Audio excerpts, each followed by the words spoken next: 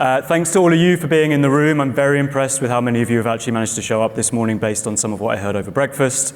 And what I'm going to do is quickly talk you through a bit more depth about some of the findings we had from our C-level respondents to that Forrester survey. Then I'm going to invite a really excellent panel on stage to talk about some of those findings and talk about some of the views they have about affiliate, but also some of the views they hear from their C-level contacts about affiliate.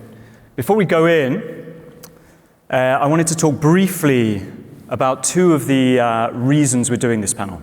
Two of the reasons we thought it was really worthwhile to think about the view of the C-suite and the views about affiliate and how we describe it to the C-suite. The first of those is that these are the people who make the decisions.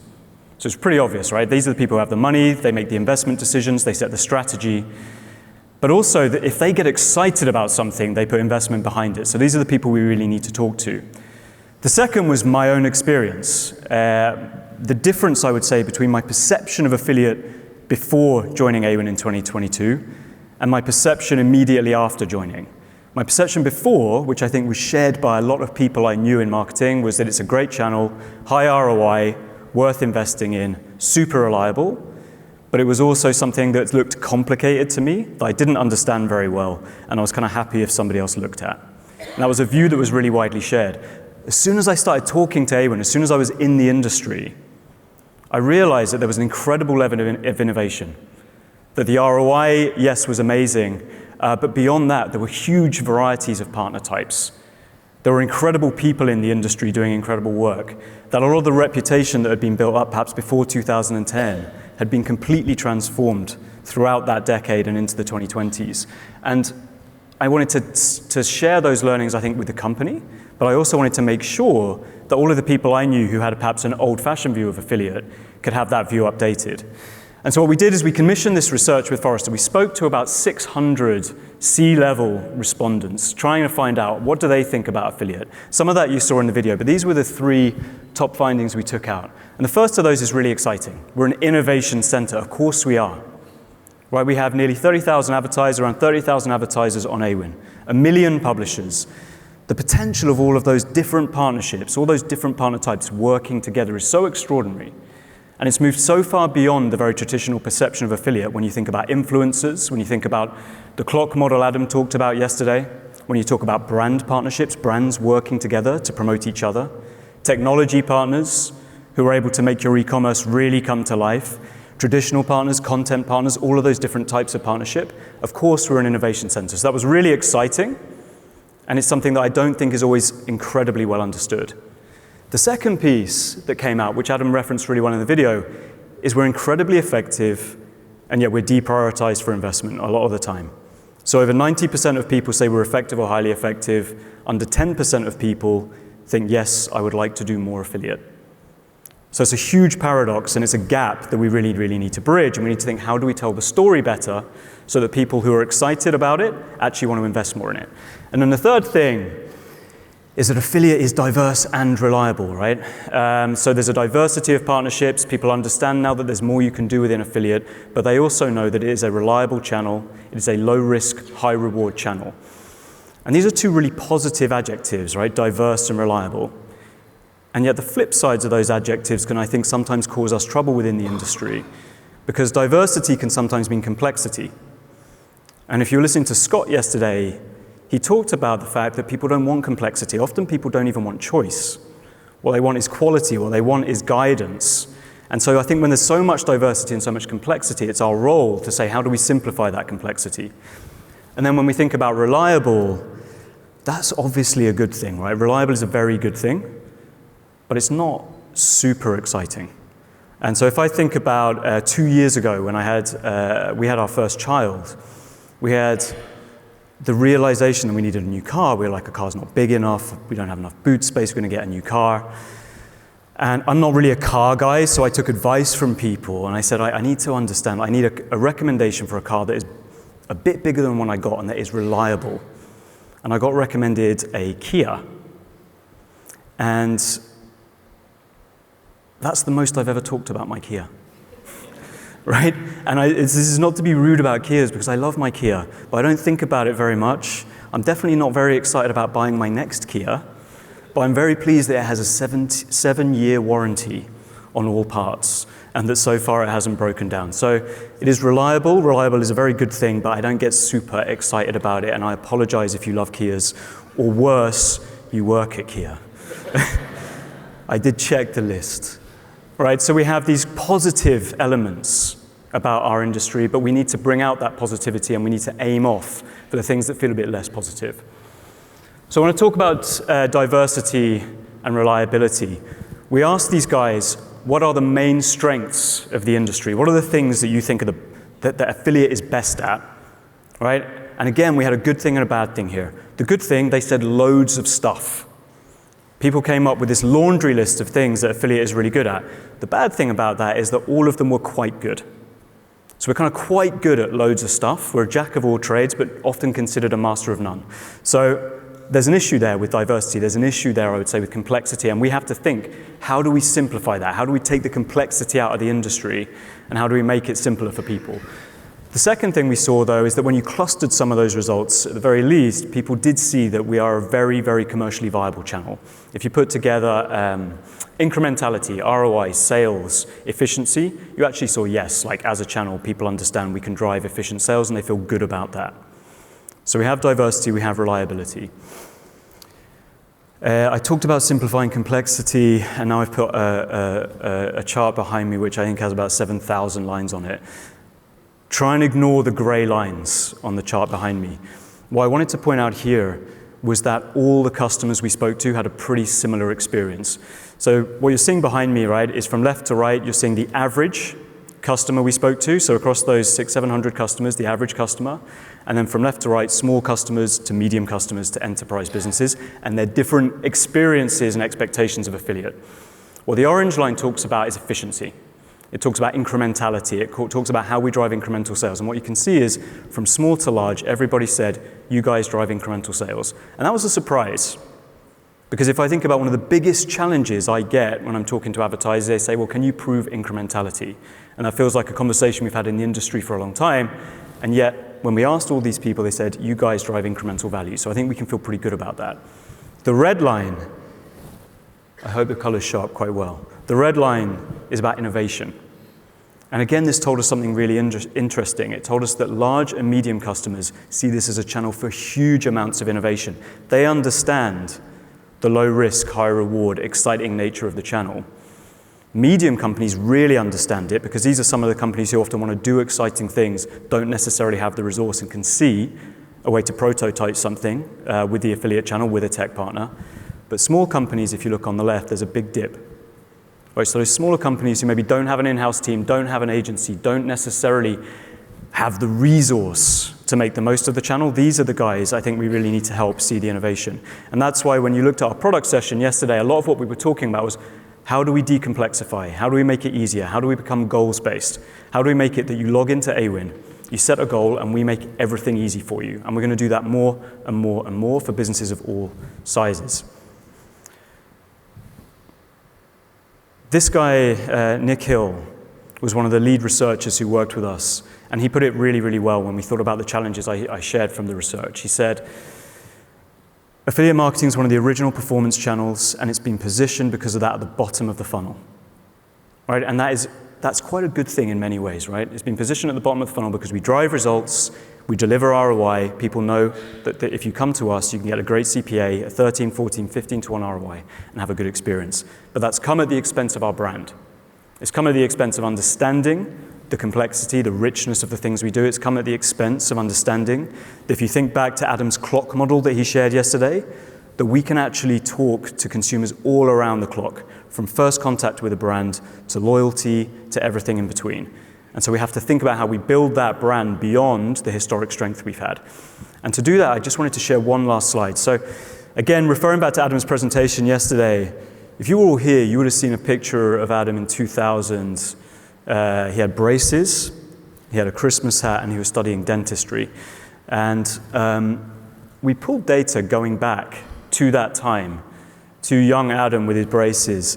And we said, okay, well, let's understand which partners have driven the most sales. Of those 18 billion a year that we're driving through our network, which partners have driven the most sales? And what you can see, and what I'm showing you behind me, is the share of sales driven by incentive partners. So those super valuable, very powerful partners who drive that conversion, vouchers, cashback, and everything in that sector, right?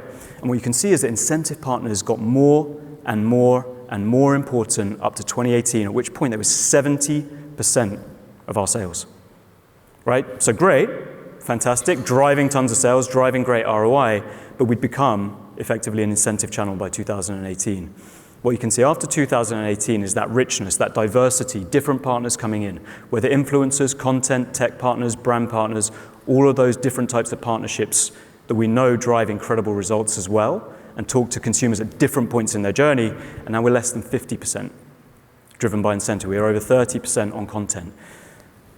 Incentive is still really strong. It's still doing really well. It's still driving incredible performance for our advertisers. But what we're seeing is this incredible diversity, this explosion in the channel. And that's the story I think we really need to tell in order to be able to change the brand perception and make people, perhaps like I was in 2021 when I first started talking to Awin, understand the channel better and understand who we are. All right, so I've got fantastic speakers coming on to talk to us now. I'm going to invite them all on in a row. They're all going to come on at the same time. I know you want to applaud all of them individually. Please hold your clapping and applaud them as they're all on stage so that we get past the applause and get onto the Q&A. So I'm going to invite them on in order. Please come on. Emily from Genie, Andreas from Zilch, Matt from Debenhams, and Matt from Acceleration Partners. Please, guys, come on.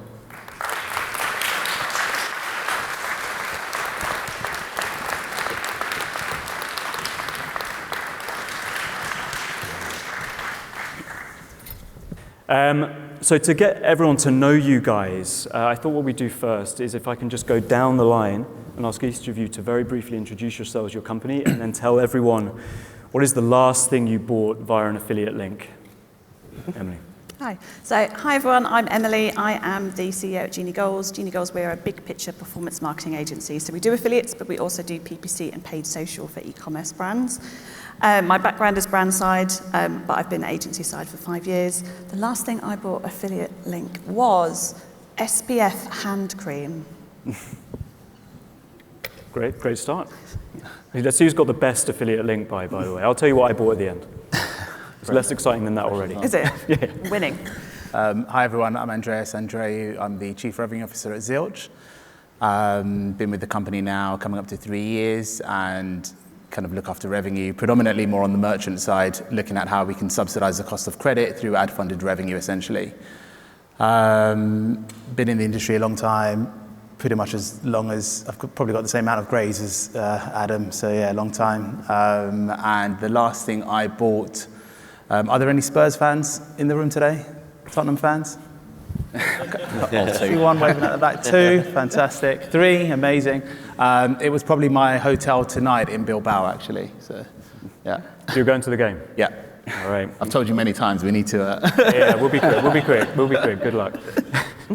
Matt, over to you. Hi everyone. So I'm Matt. I'm the head of performance at Debenhams. So my role basically is to sort of work out what works for us from a commercial standpoint and speak with sort of our C-suite to advocate for what is the best course of action to make sure we're as profitable as possible. So I've been in the industry since 2011, but yeah, my background's mostly sort of making sure we make some money at the end of the day. The last thing I bought with an affiliate link was probably, as you probably could tell from my photo, is my Garmin watch, because I love hiking and sort of trail running. Great. And American Matt. I'm American Matt. I'm CEO of Acceleration Partners. We're a global affiliate and performance-led influencer agency.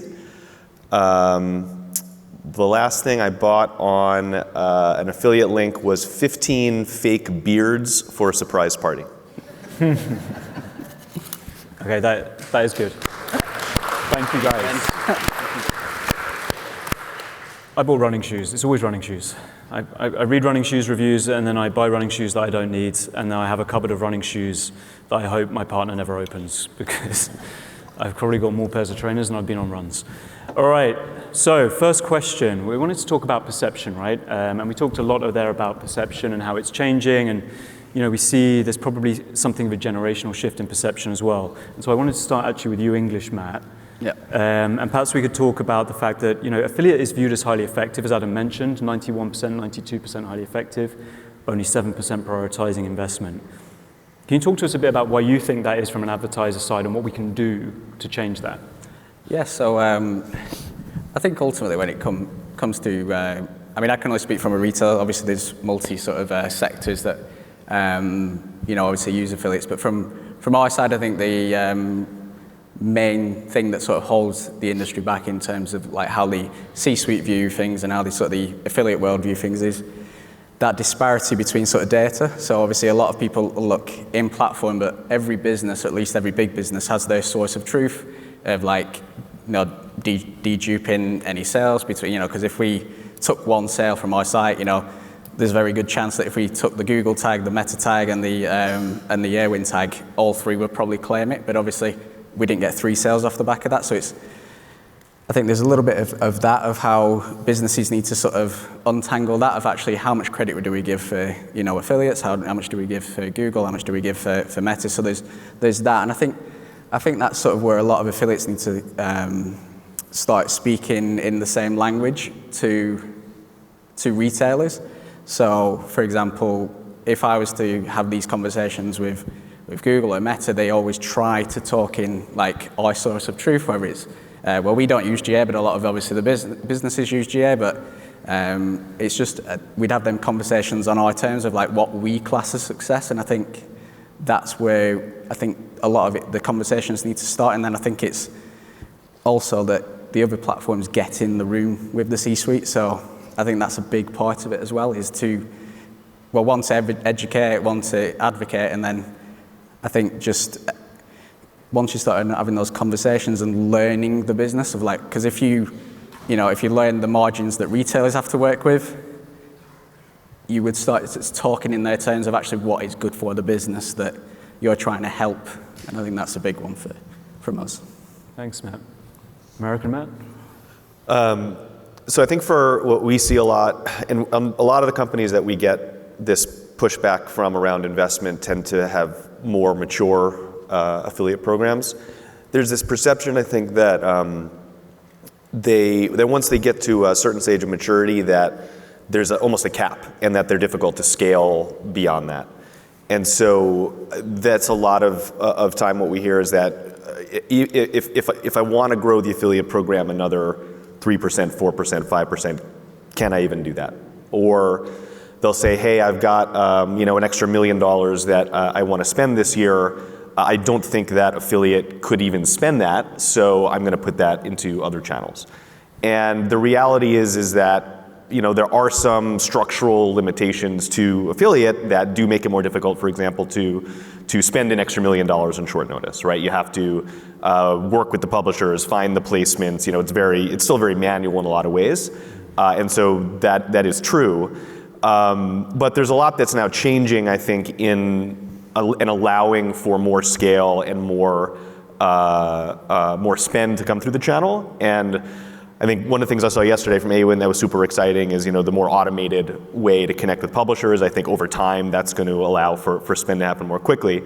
But one of the things that we're really working on now is bringing more creators and influencers into the channel. And that opens up whole new ways to spend money. And we're seeing a lot of CMOs start to look at it and say, oh, if I have another $1 million to spend, maybe I'm not thinking about traditional affiliate for it, but I'm very happy to now think about creator for it. But once we put those things together, it starts to have a halo effect around the entire channel because they're thinking about the whole thing in a different way. And a lot of the big brands that we're working with are really starting to move in that direction and put more investment as a result. Great, thank you. Perhaps coming on to you, Emily. The reputational issue we talked about as well, right? So it's interesting, Google and Meta get in the room.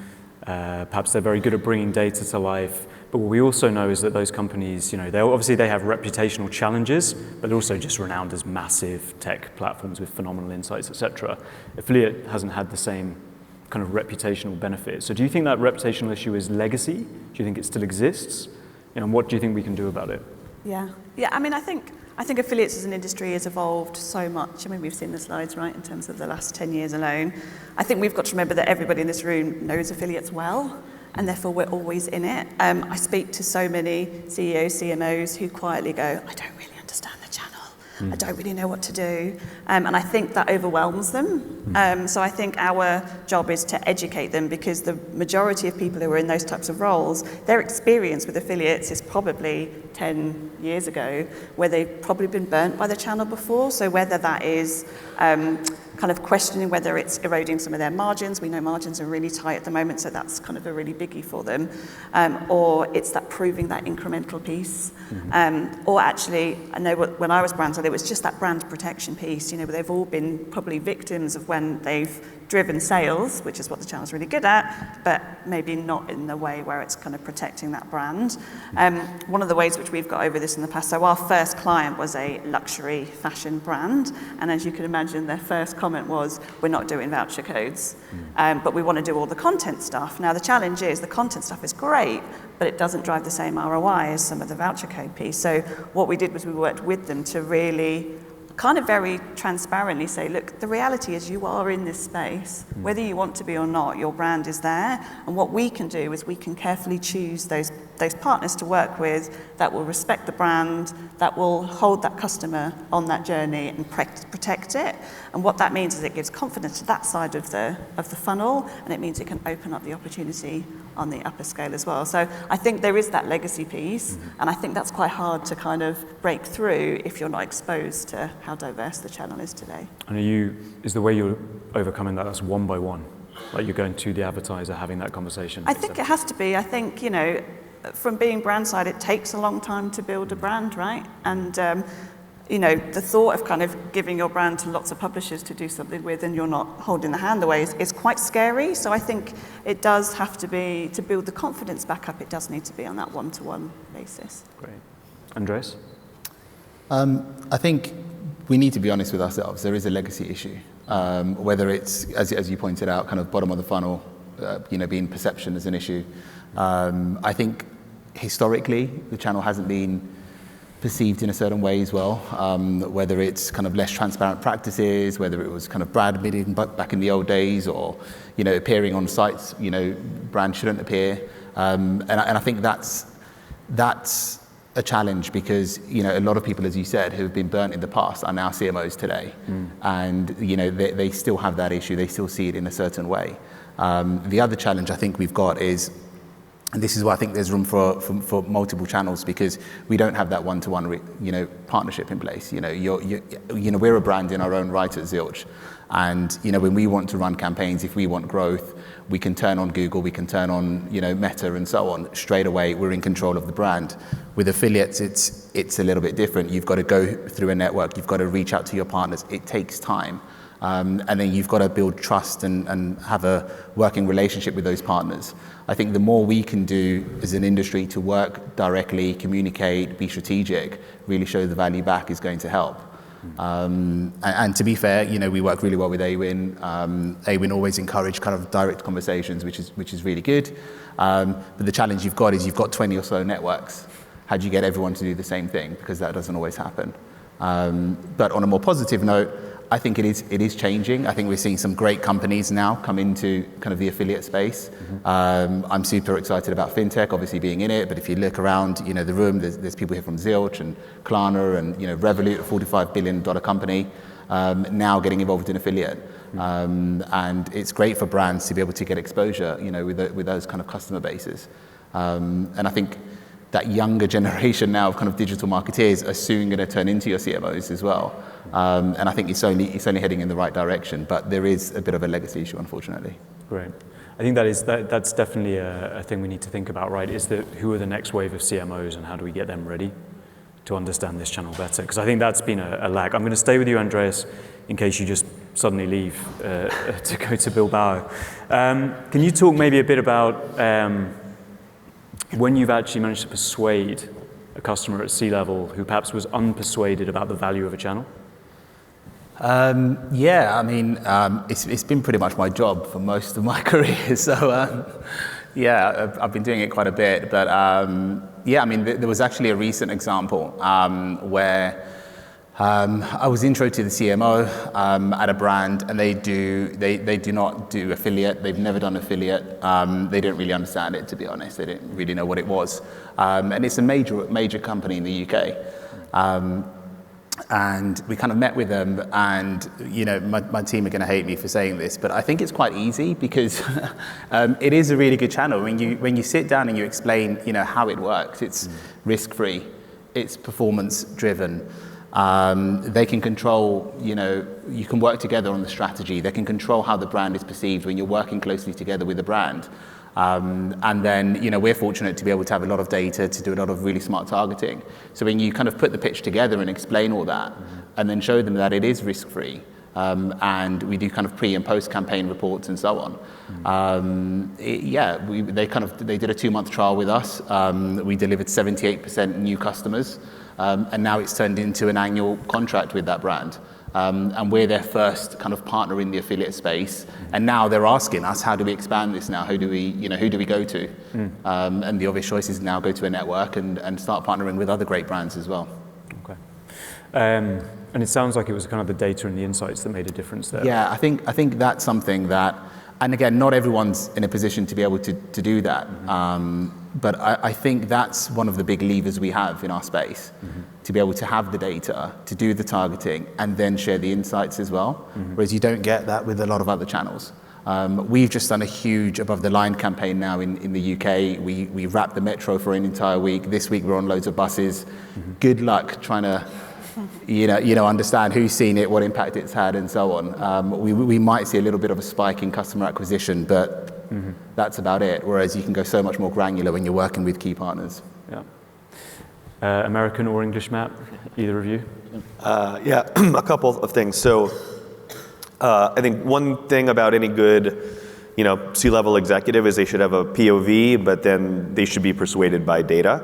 I think the times that we've done the best at really showing them that they should be investing more is when we've done incrementality analysis.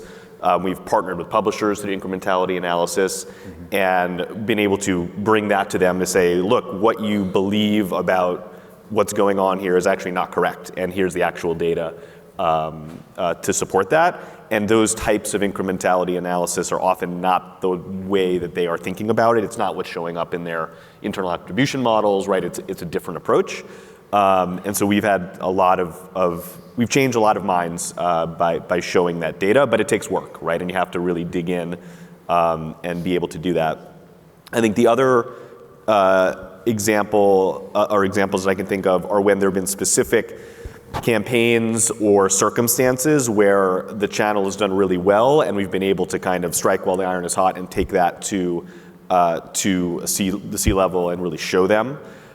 This is an extreme example, but during COVID, we had several very, very large clients who, basically shut off every other channel except for affiliate, right? And all of a sudden, the CEO was showing up to our meetings with the affiliate team, and they were like, oh, I really didn't actually understand what was going on here or why this was valuable. So that's an extreme example. Hopefully that never happens again. But I think that there are often those kinds of circumstantial situations where you can, if you move quickly, you can bring that to the higher level executives and use that as support for investment.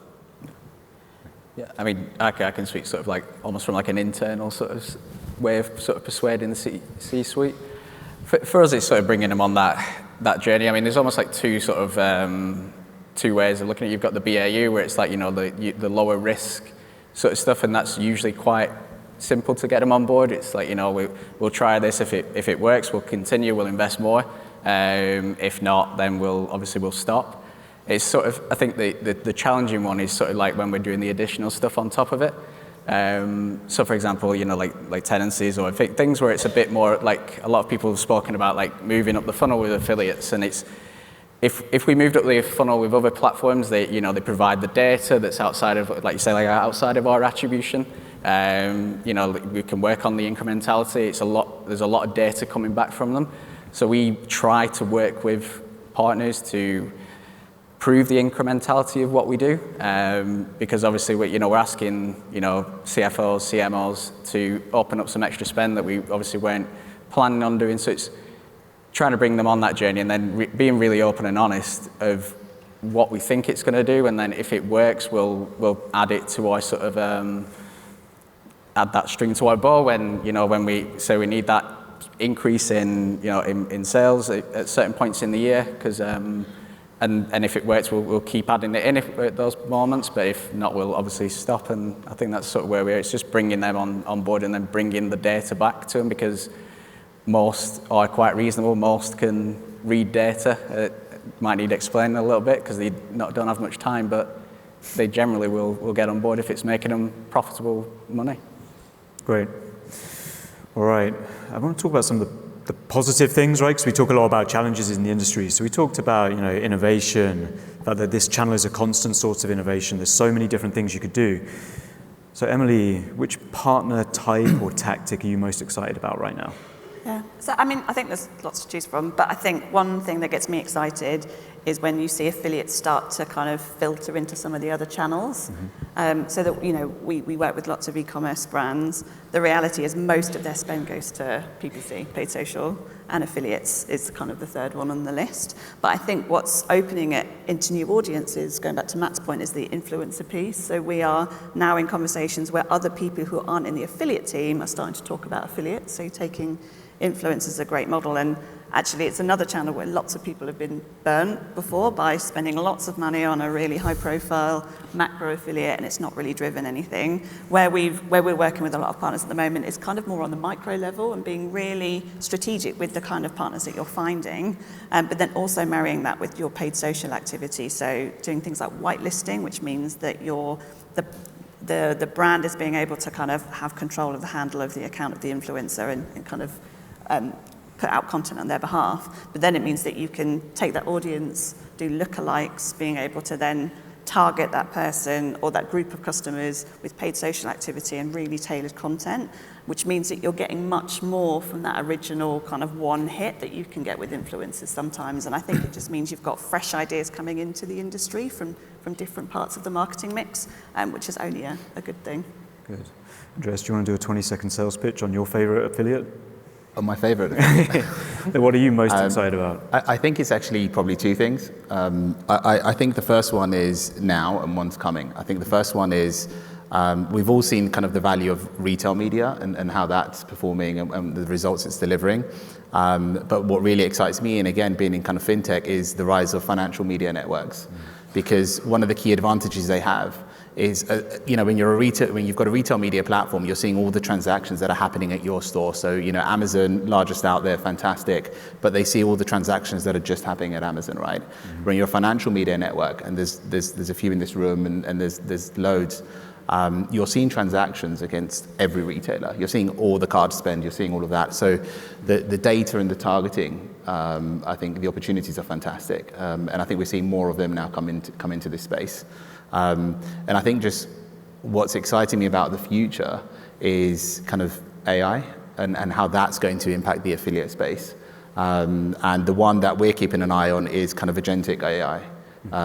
Visa have just launched intelligent commerce. So, I'll give you the Bilbao example. When I wanted to book a hotel, I didn't go to Google. Sorry if there's Google in here. Went to ChatGPT and said, look, I need this, find me this. It's got to be quick. Going to get there late on the panel. Find me a hotel that's close. And it did all the work for me.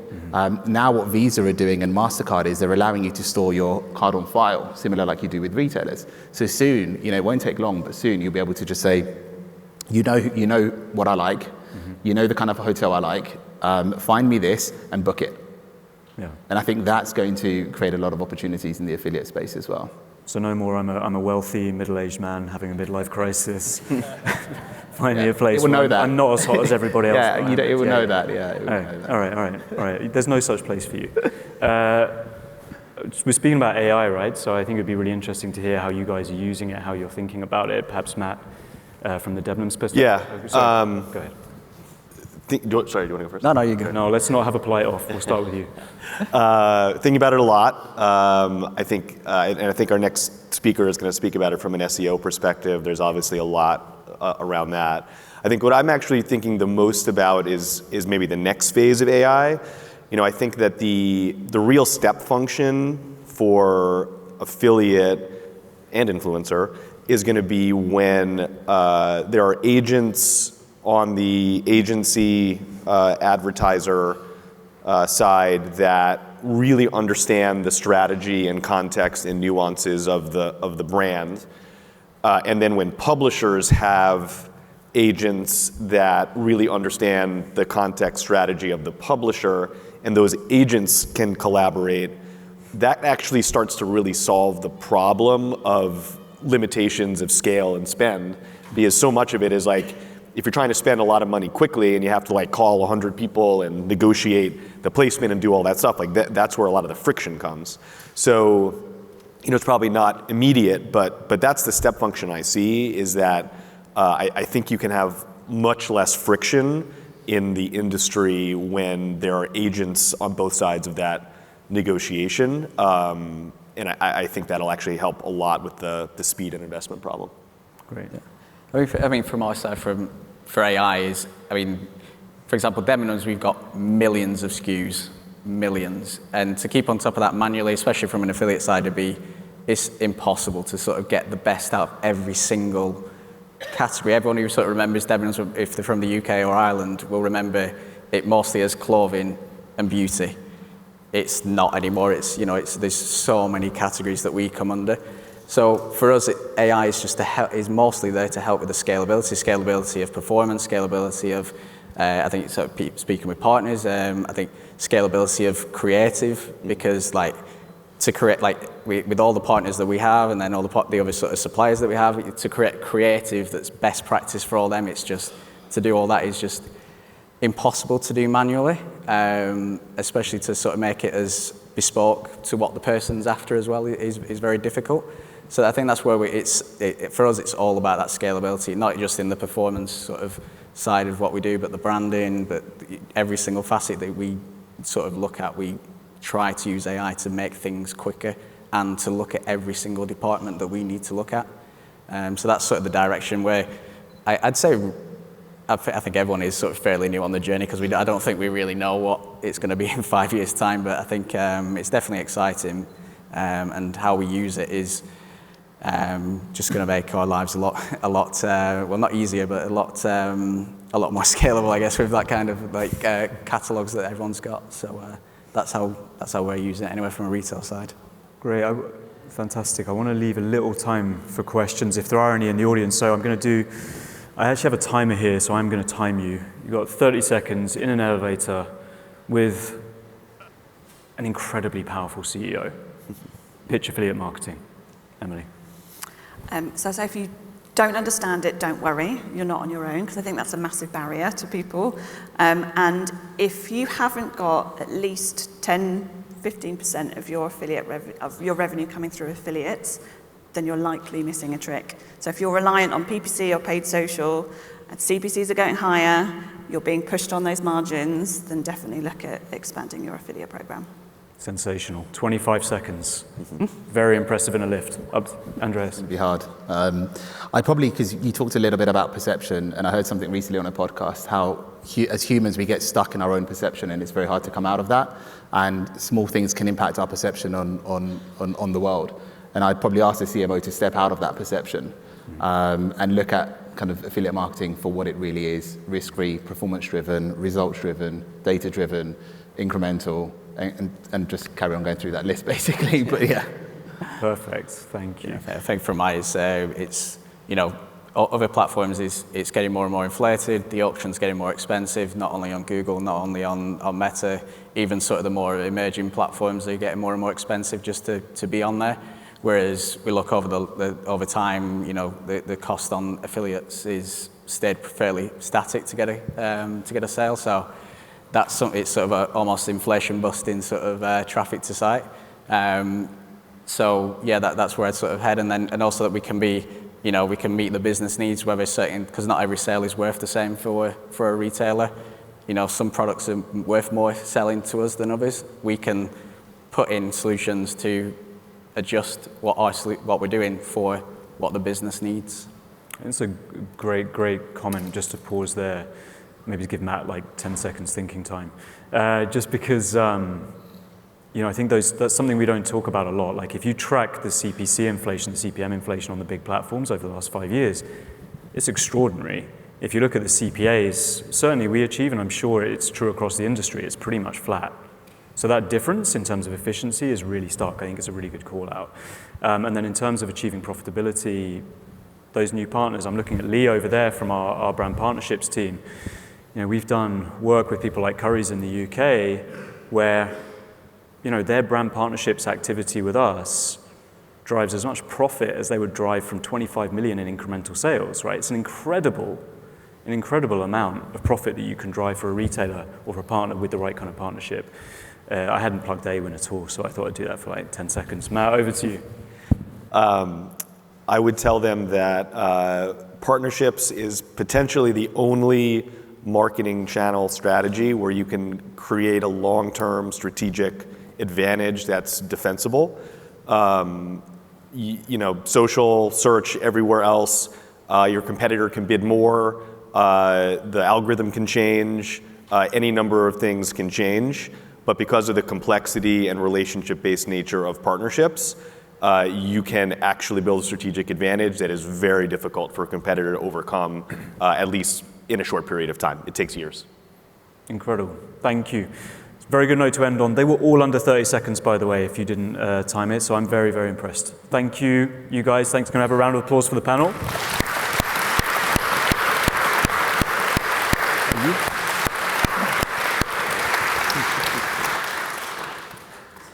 Oh, we have questions? Okay. So Verpy's holding a microphone right now. Alex, amazing. Thank you so much. Just to kick off potentially questions, you were all talking about legacy perception of the channel. Do you think that the affiliate industry might be suffering of a big personality, kind of representing the profile in public?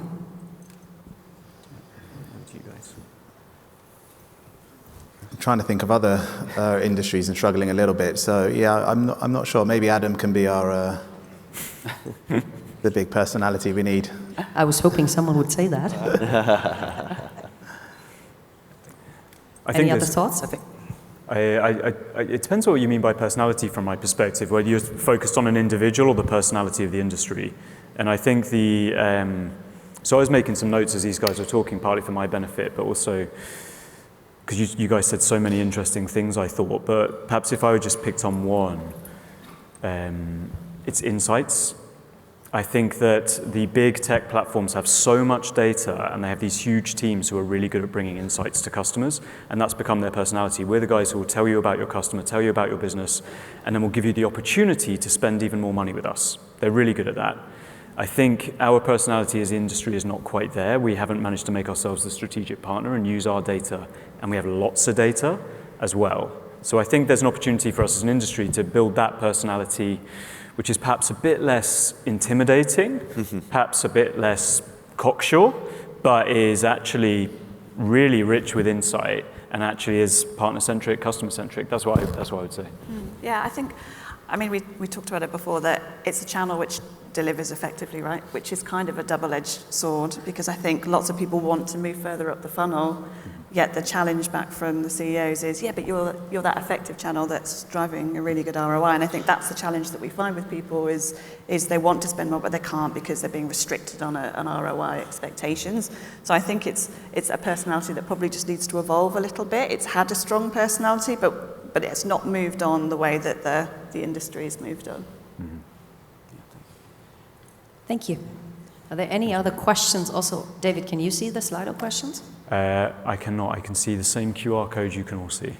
Okay.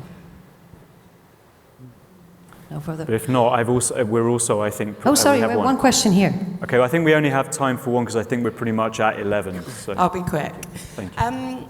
Obviously, the data insights and the storytelling is an important way to get in with CEOs and open them up to the possibility of working with affiliates if they don't already. But I think what we're really known for as an industry is that partnership piece and people liking people, and obviously there's a place for the storytelling, but do you think we've almost lost that a bit as people have gone more remote and a bit more dispersed around? We used to have so many events and shared experiences and things like this I think are amazing, but do you think there's still a place for that, and does it need to come back even more for affiliates as an industry?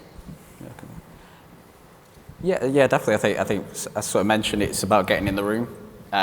So actually, you know, Meta, Google, they get in the room and they share the insights, but they're also building that relationship. They're constantly sort of speaking with us, and then they have their meetings with the C-suite level with us as well. So it's almost that two-pronged attack, sort of one with the insights to show the value of what they do, and then they are getting to know the business. I think that is the big one, is getting to know the businesses that you're trying to get to spend with you. Because if you're not solving the challenges that they have, they're not going to keep spending with you after a while. So I think there is a room for, those sort of networking and talking. But I think it's sort of that longer term one. I don't think a CEO is going to walk in here and it might get you in the room at the beginning, but it's that thing after of constantly having those communications that will work for you long term. All right. Thank you very much, Emily, Matt, Andrew, and David, for being here today. Huge applause for you.